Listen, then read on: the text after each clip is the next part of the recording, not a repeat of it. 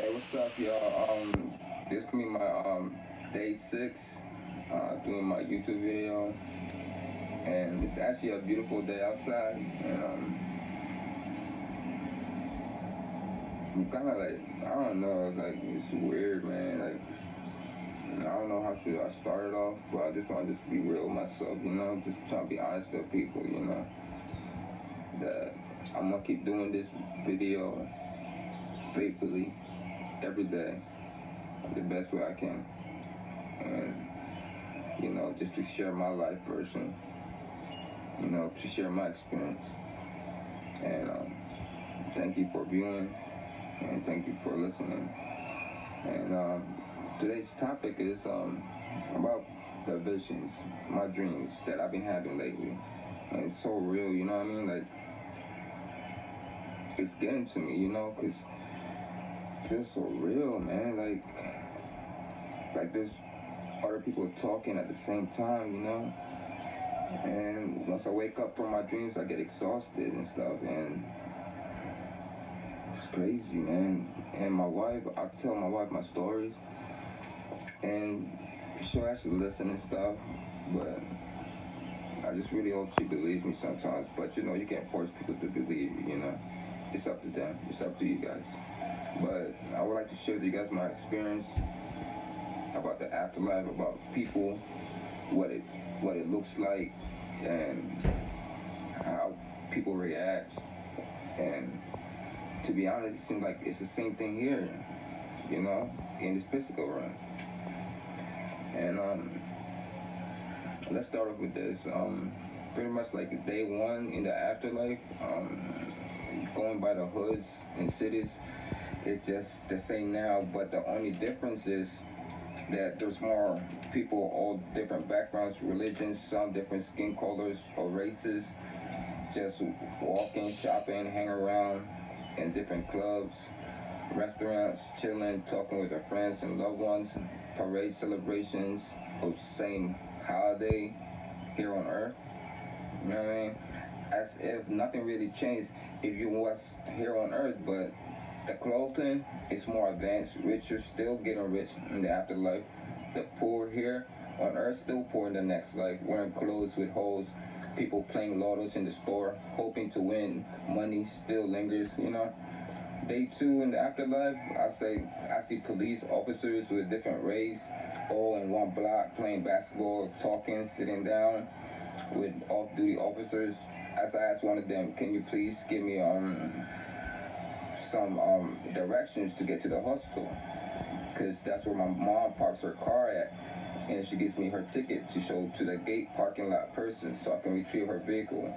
2 off-duty couples was both sitting down the bench holding hands, was kind enough to tell me how to get there, because the first police officer I've asked was brown skin, with curly hair like he's from the 80s. Only told me, yeah, that hostel is 24 miles from here, and gave me wrong directions when my mom told me it was only 2 miles from the hood to the city. It started raining, so the 2 couples told me, let's go inside the house. So I did. They got the address written down and told me I can send the info to your phone if you like. I said, wow, your phone still exists, but high tech, more updated also. So I didn't waste any more time, and I said, thank you guys, I gotta go and get my mom's vehicle so I can use it to go back to my state and to be with my 5 kids and my wife. I said, get closer to the city. I said, wow, there's traffic lights from block to block, like here in New York on Earth. Skyscrapers, businessmen, regular people still walking, jogging by the side of the street over busy city, you know what I mean? And day 3, in the afterlife, 3 traffic lights blocks down, I heard a gunshot. It sounded like fireworks. At first, thought it was just another parade, but all I can see is a lot of people running towards our traffic light, 1 by 1, 2 by 2, waiting to cross the street. One girl said they shouldn't run, all run, and they all started running towards us. Still, all I remember was trying to run towards the back of the store, thinking, should I hide, jump in the dumpster, or climb to the roof of the store? But as I turned and glanced the second time, the gunner was running along, hiding alongside of us. That tries to get away. Some didn't have no shorts, just jeans. Some shorts, and there was brown people, skinned people, my own people from the hood trying to outrun the cops in the city. You know what I mean? And it's crazy. And I realized, wow, like everything's the same thing here on the physical realm, us in the afterlife. You know what I mean? And what's that? Like it's actually a beautiful day. I like it. But other than that, you know what I mean? It's crazy, man. Like all the thing I said to you guys, like I've actually experienced this. You know what I mean? And it's heart wrenching to find out, like, wow, like is this really true? Like, you know, like I be waking up exhausted and stuff, and I don't really like that type of feeling, you know, because what if we do pass away and everything's still the same in the afterlife, you know, like the same thing on here on earth, you know, and that would be crazy, and I will actually lose it for real, for real. What do you guys think? Do you guys think, like, is this just an illusion or just a regular dream that I'm having? Because this ain't the first time that I've been having this type of dreams lately.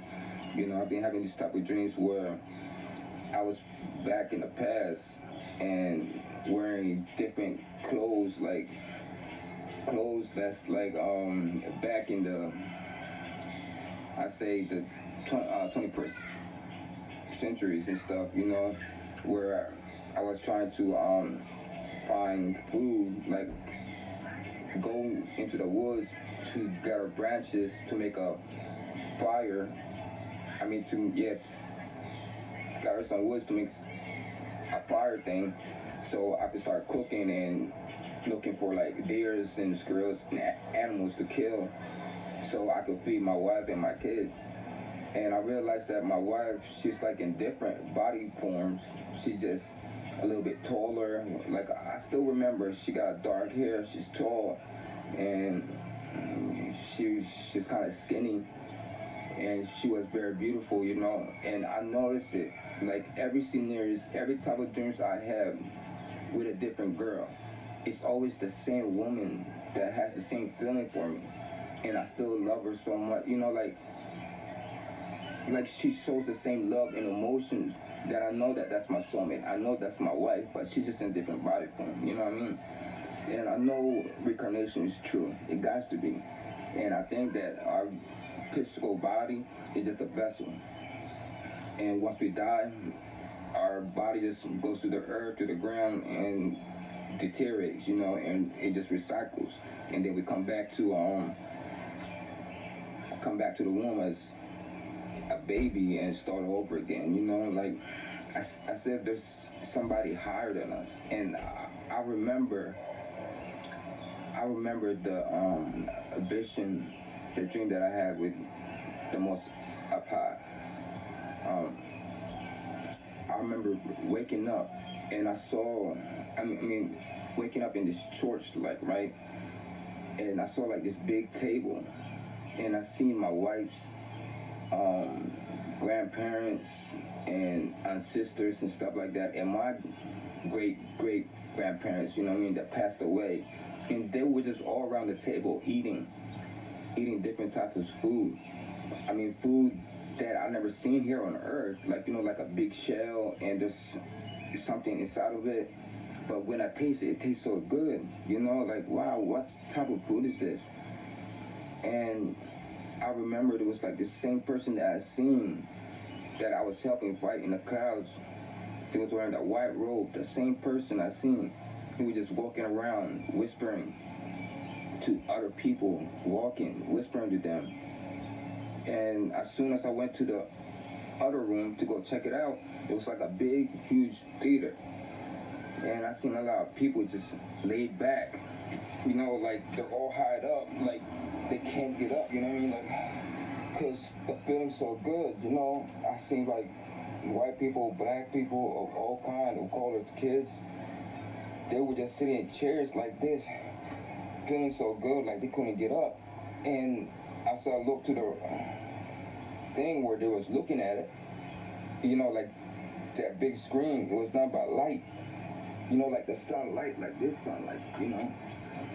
And I realized, wow, it's a big light that everybody's looking at, and they're spinning so good they can't move. And then I realized, wow, is that God? I'm telling you, man, like, there's so much things that I wish I could tell you guys, you know what I mean? And I am gonna tell you guys slowly by slow. So just subscribe, like, and or share, you know. And you guys can reach out with me on here, because most of my accounts media has been hacked. There's a lot of scammers that's taking photos of people now and making, you know, like, make it seem like it's theirs. You know, I can't even trust Facebook sometimes or Instagram, because I don't even know who to believe in or who to trust. There's a lot, like, there's mostly filled with scammers, you know. There's people acting like that's really your family member, asking you for this and that. And then when you call them in real life, it's like, no, I never told you to do that. No, that wasn't me. And I was like, oh, wow, so there's somebody acting as you, saying that, you know, that they're going to offer me this and that. I don't know what this world's coming to, man. But I just wish the best for everybody, you know. And just keep going on with life, you know. And I'm just gonna keep it simple. I can't help the way I talk, like I said, because it's my accent. But I wrote like this Tagalog song that I made. I don't know if you guys would like it, or you know what I mean. But this is how I really sound like, you know, if I do rap in Tagalog. You ready? You ready? I don't think you're ready. You ready? Alright. Sino man tong lalaki na to, sobrang gwapo yung buhok ko. Itong to yung katuwang ko, sobrang gusto yung lapi ko. Itong gusto, sino man itong lalaki. Sino man itong lalaki, yung lalaki na to, sobrang mayabang pakilam ko. Anong gagawin mo? Tignan mo. Anong gagawin ko? Tignan mo ako. Wag mong iwan babae mo. Ang harap ng buhay niya, sobrang harap ng buhay niya. Si senyorita, ang bamahal ka dito. Wag kang umiyak, wag kang umiyak.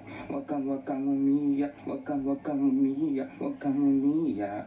Wag kang umiyak, alagayin aking lolo, alagayin aking lola, alagayin aking ama, alagayin aking papa. Wag kang umiyak, wag kang umiyak.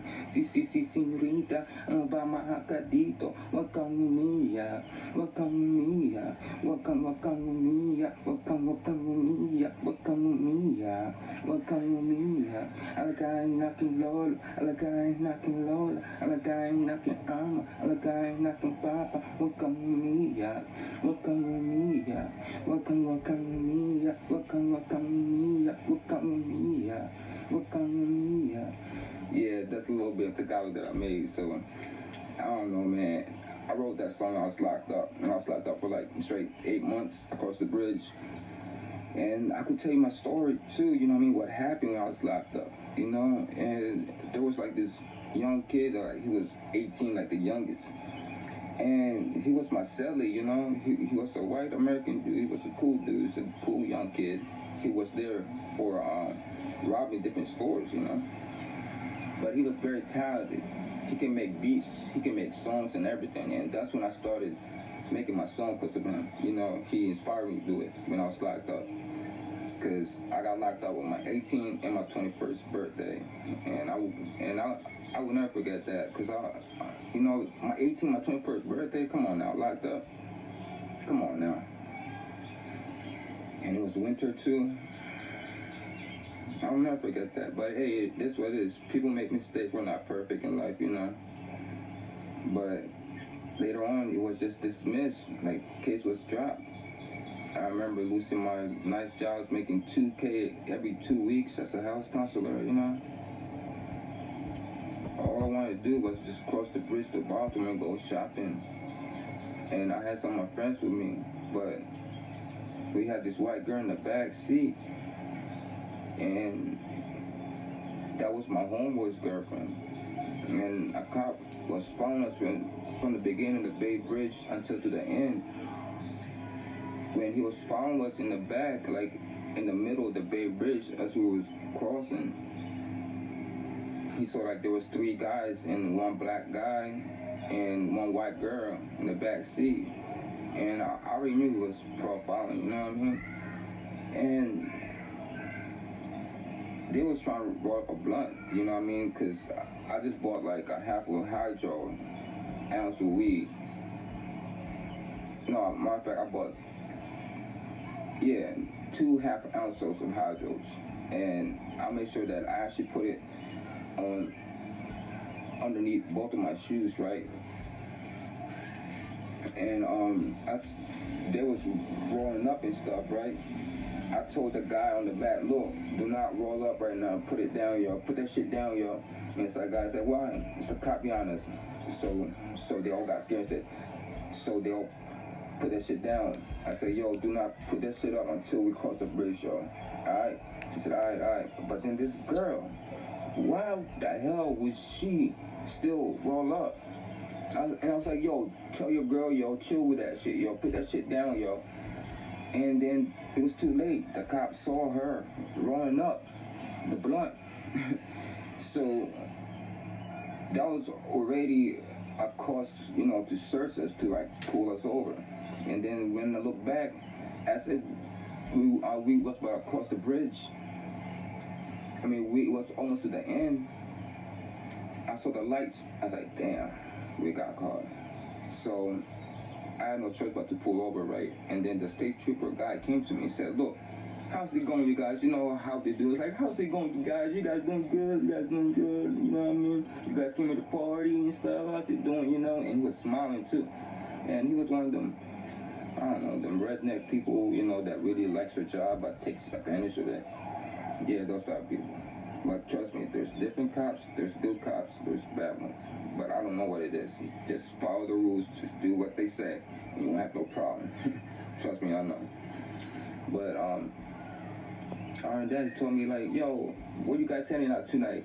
You know, tonight. I said, no, we just plan on trying to go shopping and stuff. You know, it's my day off and stuff. I just got paid, blah blah. And, you know, me and my boys just trying to go to a club, just trying to chill. And this whole time, the cop was looking at the white girl, you know what I mean? Like, is she okay? Like, does she need help? Or, is she being kidnapped? You know what I mean? And the white girl was just looking at him like, this dumb bitch, like, get the fuck out of here. Like, what the fuck? Like, really? Like, hello? You're the one that caused him to pull us over. So, that excuse, I told him, look, what's the excuse of you pulling me over, sir? And then he stared at me and said that, you know what? He like talked for a second. It was your rear view mirror, sir. I said, what's wrong with the rear view mirror?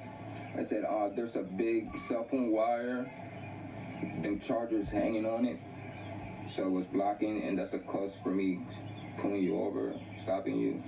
And then after that, we just went chaos from there. He started smelling the marijuana odor, and then told everybody to step out.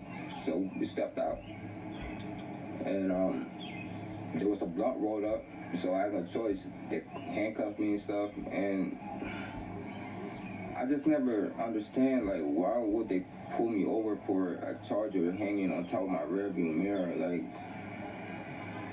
I just didn't understand that, but I already knew what it was. It was because it was 4 black guys, 1 white girl in there, and just a bunch of weed. That's what it was.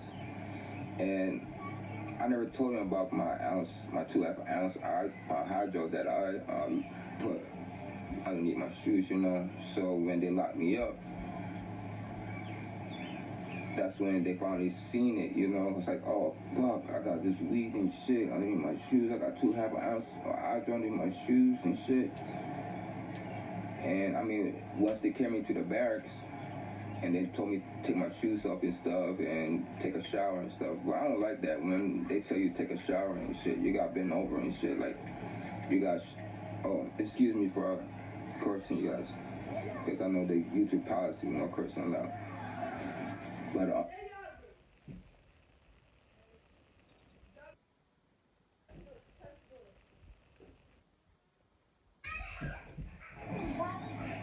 so you can take a shower and stuff and bend over so they can see my butt cheek. I'm like, man, that's some gay shit. You know what I mean? And I lost my manhood then, you know, just for a little bit.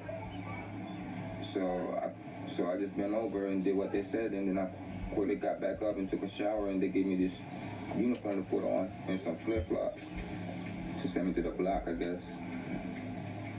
before that, they charged me. I mean, a paper came when I was in the barrack. It said that, oh, you've been charged with contraband. I said, what? What's contraband? Like, oh, because, I mean, I didn't know anything about no contraband or anything like that, right? So I asked my cellie, what's this contraband that they charging me with? He said, well, apparently you brought some shit with you inside the jail. That's why they're charging me with it. I said, yeah, I brought 2 ounce. I said, what happened to it? And they went in and told me to take my shoes off and stuff, man. And it was, I was like, damn, man, I wish you snapped that shit in here. And I was like, I know, man. I tried to, I was trying to act hard. Hard and tough. But I will never forget this one young kid. He was a teenager and stuff. He was my cellie, and he was actually upstairs. And this guy, he was being bullied by this guy downstairs, this big black guy, this big dude. And one day, I guess, they was playing cards or whatever, and I was sleeping. This was like in the morning time, and then all of a sudden, I heard him running straight to my cellie. He said, yo, Henry, get up, yo, get up. I said, what? What's what you do? Yo, this guy's chasing me, yo. He's about to fuck me up. I said, man, what the fuck happened, bro? What happened, bro? And he said, man, we were just playing cards and shit, and I just got tired of it, so I slapped the shit out of him. I said, what? Why would you slap the shit out of that guy, man? That guy's bigger than you, man. You know he'll fucking do to you. So Chris, you know what he will do to you? And then look at me, man, I don't know what to do, man. I don't know what to do. I said, man, you know what? Just stay behind me. And then next you know, that guy came upstairs, right? It's like, yo, where you at? Yo, I'm gonna fuck him up, yo, fuck that. I said, no, man, you're not gonna do that to him, yo, because he's a little kid. He's only 18 and stuff. So I actually stood up, you know what I mean? And said, man, if you want to try to fight him, then you gotta fight me first. And he said, man, no, man, I'm not, like, Brad, man, I ain't trying to fight you, man. I want him, yo. And then everybody was crowding up, coming up, you know what I mean? No, fuck that. You gonna fight me, you ain't gonna fight him. Because he's a little kid. I'm your age, nigga. I'm your height, nigga. You know what I mean? And I said, man, no, man, I ain't gonna do that, man. Sorry, man. He said, man, I got you next time, bro. And then after that, I got my respect. You know what I'm saying? I got my respect because I stood up for that dude. And everything was okay for the next 8 months for me. It was. Everybody's coming there sharing their juice that they make, this type of alcohol that they make, like you got to put orange juice and let it stay there for a while in the bottle, and then after that you can drink it. Once I started drinking that, I was high, like, what's going on here? You know what I mean? I like that, but other than that, I just started working out, and just trying to get my weight up, and thinking like, damn, it's my 21st birthday, I'm locked up, I'm across the bridge at Queenstown. Shout out to all my homies at Queens End, the niggas that locked up, they know me, you know me. I'm here on YouTube, yo. I'm actually here on YouTube making YouTube videos, yo. I'm still the same, man. But no hair, you know what I mean? Shout out to my peoples.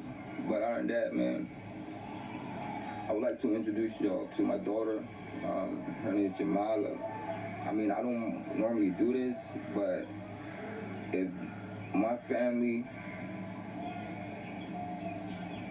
I know my family's for me, and like I said, like, I see you guys as family, you know what I mean? Because I know I'm going to get fans soon.